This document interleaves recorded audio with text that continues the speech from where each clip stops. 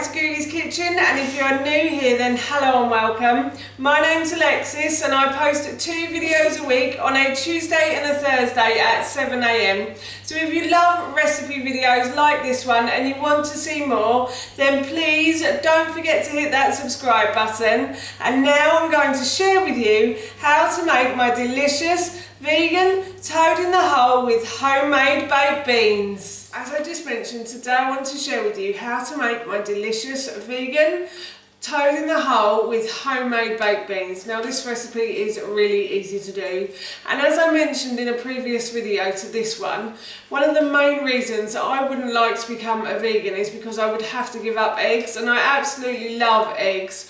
I also love toad in the hole as well, but one day I started thinking, how could I make a vegan toad in the hole? And I found this recipe. It worked really well, so I thought we would have it for our dinner this evening, and of course while I was making it I thought I'd share the recipe with you. So here is how to make my delicious vegan toad in the hole with homemade baked beans. To start this process, I'm going to be cooking what I like to call the bean juice first. So for the bean juice you will need 1 red onion that has been peeled, sliced and diced. You will also need a couple of sticks of celery that have been just sliced very thinly, and I used 2 small carrots, but if you've got 1 large then that's fine. So you need 1 large carrot that I have peeled, sliced and diced into very small pieces. And the reason I'm using small pieces is because later on we will be blending these ingredients, so I've cut them very small to help them to cook and to blend a bit easier when we need to. So I'm just going to put those in, and then to that I'm going to add some tomatoes. So I've just got 2 tins of chopped tomatoes, and I'm also going to add some bone broth as well. And to get the tomato juice from the bottom of the can, what I like to do is pour a little bit of the bone broth into the can, and then I swirl it around and I pour it out like that, and ta-da, you have an empty can then. Otherwise you leave a bit of juice in the bottom, and that's never good. Don't like to waste not one nut, as my grandmother used to say. Yeah. So that's my son in the background, so yes. I'm just going to pour that in as well, and then what I'm going to do is I'm going to add a few spices to this as well, not to make it too spicy but just slightly spicy. So I'm going to add a teaspoon of sumac, and then I'm also going to add a teaspoon of ginger as well, ground ginger. So I'm just going to add a little bit of that. And I'm going to add the last of my garlic granules. I think that's probably about a teaspoon in there. So I'm just going to add that. And I'm also going to add some smoked paprika to this as well. And of course, I've forgotten my salt and pepper. So I'm going to go and have to get my salt and pepper in a moment. So I'm going to add that in. And I have to get my salt and pepper now. I'll go get it for you. Now I've got my salt and pepper, I'm going to add a couple of pinches of salt to this recipe. Salt and pepper to your taste, obviously, and then I'm going to add a little bit of pepper as well. And while I was getting the salt and pepper, I also grabbed myself a big spoon too. So I'm just going to stir those ingredients together now, and I'm going to plug this in. And because I'm slightly short of time today, I'm going to put this on for about 3 hours on high. But if you wanted to cook it for longer, you could put it on to low for 6, even 8 hours as well. So yes, I'm just going to put the lid on and then switch this on to high and leave it to cook for 3 hours now. So my bean juice has finished cooking. So once the 3 hours up, I took the lid off and I just left it to cool. And now what I'm going to do is I'm going to put the bean juice into my blender, and I'm going to blend all of these ingredients together. So I'm just going to put all of this into there. If you have a lot of bean juice, you may need to do this in 2 parts. So you may need to get yourself a jug.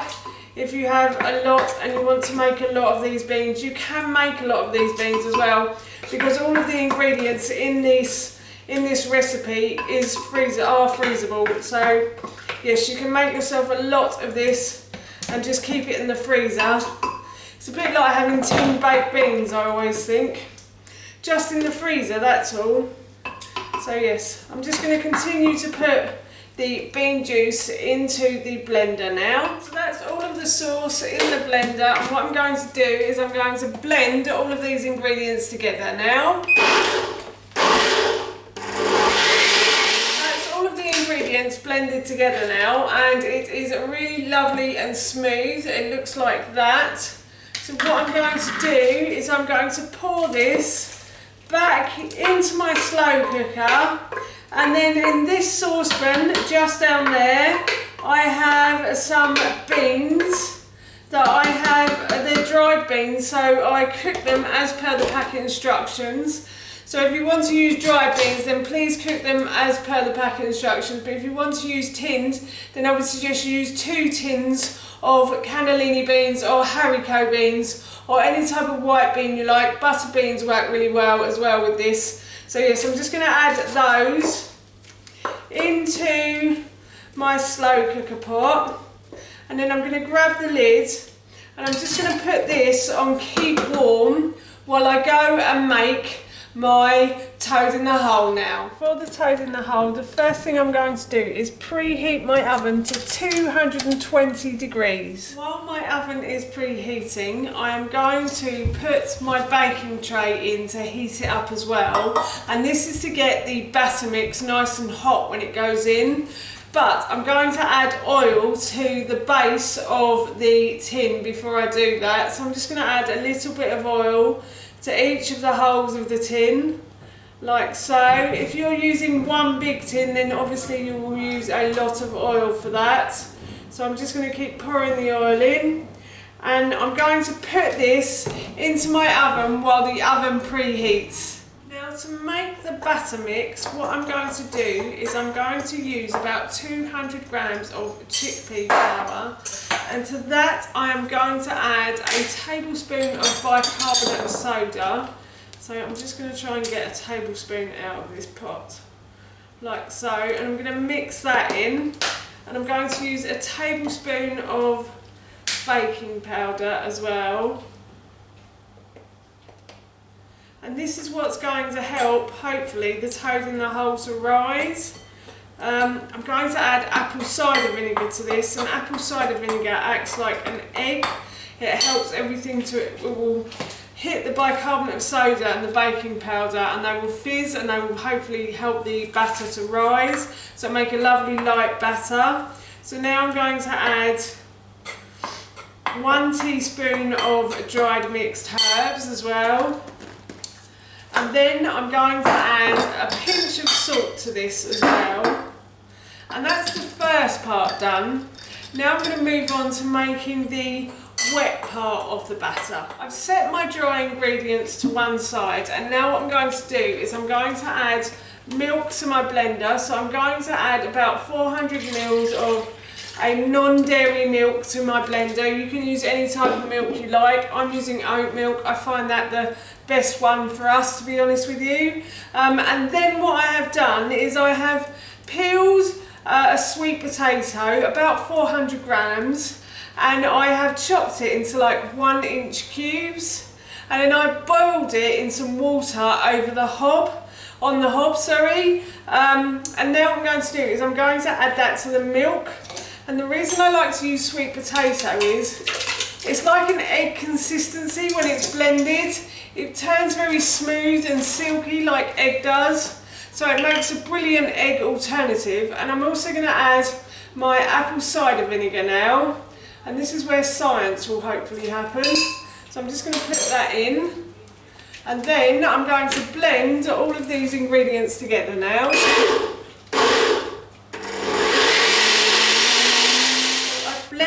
Those ingredients together until they were smooth, like so.